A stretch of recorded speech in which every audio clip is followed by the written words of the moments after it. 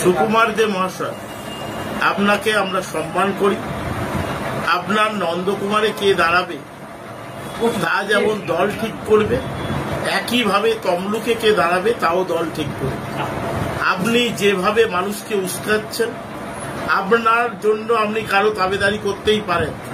আপনি বলতে পারতেন যে তৃণমূল কংগ্রেস যেন আবার পরবর্তী সময় যাকেই প্রার্থী করবে সে যেন জেতে, এই বক্তব্য রাখতে পারতেন।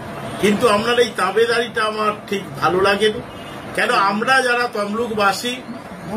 তমলুকবাসী হিসেবে আমরা সবাই চাই যে আমাদের এখানকার মানুষ, বিপ্লবীর মাটি তমলুক, বিপ্লবের মাটি। এখানে মাতঙ্গিনীর কথা বলি আমরা, আমাদের এখানে জেলার যত বুদ্ধিজীবী সমাজ, যত শিক্ষক থেকে ডাক্তারবাবু থেকে এই তমলুক শহরে, সেখানে আমরা নিজস্ব কোনো লোককে দাঁড় করাতে পারিনি। হয়তো আমাদের ব্যর্থতা ছিল।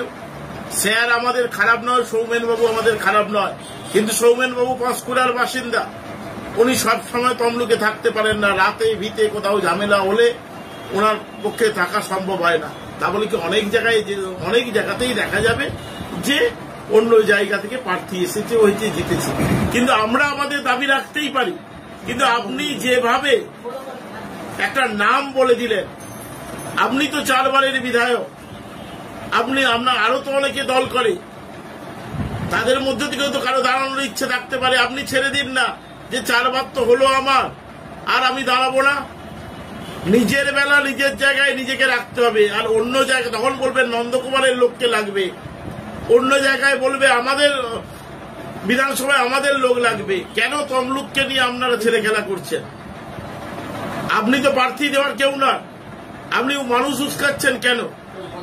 আমরা সবাই তৃণমূল কংগ্রেসকে ভালোবাসি, আপনিও যেমন ভালোবাসেন আমরাও ভালোবাসি, কিন্তু মানুষ উস্কানো বন্ধ করুন। আর আজকে শপথ নিতে হবে প্রতিটি কর্মীকে, সমর্থককে তমলুক বিধানসভায় আমাদের যিনি বিধায়ক আছেন, আমাদের অভিভাবক ডক্টর সোমেন মহাপাত্রকে যে ভোটে জিতেছে তা নয়, আরো বিপুল ভোটে নির্বাচিত করে শুভেন্দু অধিকারীর মুখে জুতো লাগিয়ে ক্ষমা ঘুষে দিতে হবে। অপদার্থ শুভেন্দু অধিকারী ভাড়া করা লোক নিয়ে এসে তমলুক বিধানসভায় জেতা যায় না।